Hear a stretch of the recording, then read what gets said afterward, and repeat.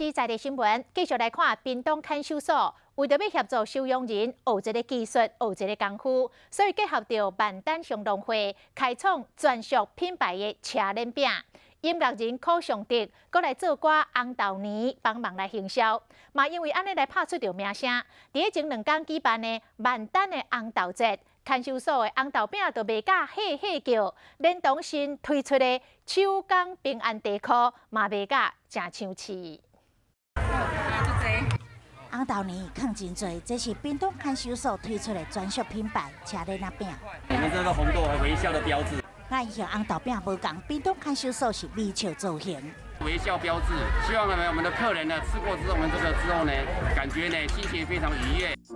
为了协助收容人还是专长，屏东看守所甲万丹乡农会开创出米笑车轮饼，许昌岛也去制作专属歌曲，红豆泥帮忙营销。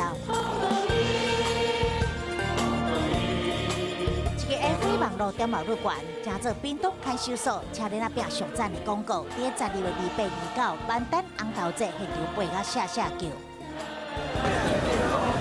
嘛是米笑红豆饼新推出的手工的平安座，因为真稀奇的造型，有袂少民众来落订，过年做盘手礼送，一个月订单就近要500单。讲到加价的名品呢，也有屏东加价的大锅豆油，台南加价的手工两卷，高雄离家的牛轧糖，金门加价的面线等等，年节期间订单满满，是抢市搁特别的送礼选项。